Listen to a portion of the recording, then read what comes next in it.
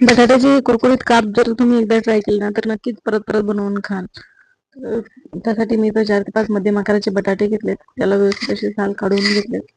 त्या पद्धतीने असे साल व्यवस्थित पिलरने काढून घेतलेत. तर त्यानंतर आपण ते व्यवस्थित असे कट करून घेणार. तुम्ही तर बघू शकता मी या पद्धतीने असे कट करून घेतलेत. मध्यम आकाराच्या अशा पातळ चकत्या करून घेतल्यात त्याच्या. तर त्या व्यवस्थित अशा 2 पाण्याने व्यवस्थित अशा स्वच्छ धुवून घेते.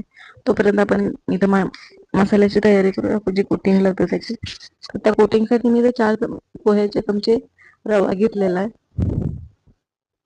तर त्यात अर्धा चमचा धना पावडर, 1 चमचा लाल तिखट, अर्धा चमचा हळद, अर्धा चमचा गरम मसाला, अर्धा चमचा गोडा मसाला मी इथं टाकून घेतलाय. तर ते पण व्यवस्थित मिक्स करून घेऊया. त्यात मी चवीपुरतं मीठ सुद्धा टाकून घेते आणि ते पण व्यवस्थित मिक्स करून घेऊया.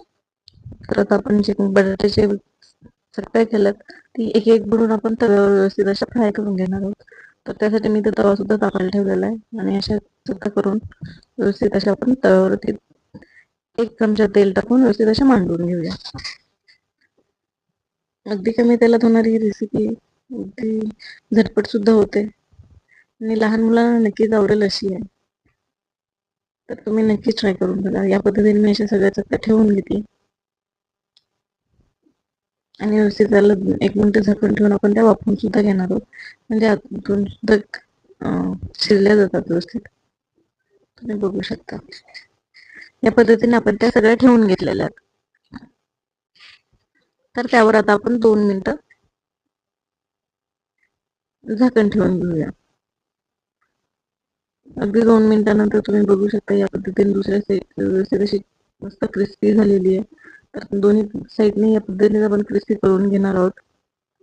तर अशा व्यवस्थित अशा पलटवून घेतल्यात मी सगळ्या आणि त्यानंतर परत एकदा झाकण ठेवून अगदी 2 मिनिटं अशी वाफ काढून घेतली आहे. थोडंसं मी तेल सुद्धा स्पिन केलंय कारण त्याने एक छानसा क्रिस्पीनेस येईल. तुम्ही बघू शकता इथं अगदी व्यवस्थित अशा झालेल्या आहेत. तर या पद्धतीने असे मी जर काटे चमच्याने बघितलं तर त्या व्यवस्थित असे शिजलेले आहेत. तर त्यात आपण सर्विंग बाउलमध्ये काढून घेऊ आणि त्यावर थोडीशी कोथिंबीर भरपूर आहे. तुम्हाला जर ही रेसिपी आवडली तर मिनूज किचनला सबस्क्राईब करा. तसेच ही रेसिपी शेअर करा. धन्यवाद. पुन्हा भेटूया अशाच एका नवीन रेसिपी सोबत. तोपर्यंत धन्यवाद.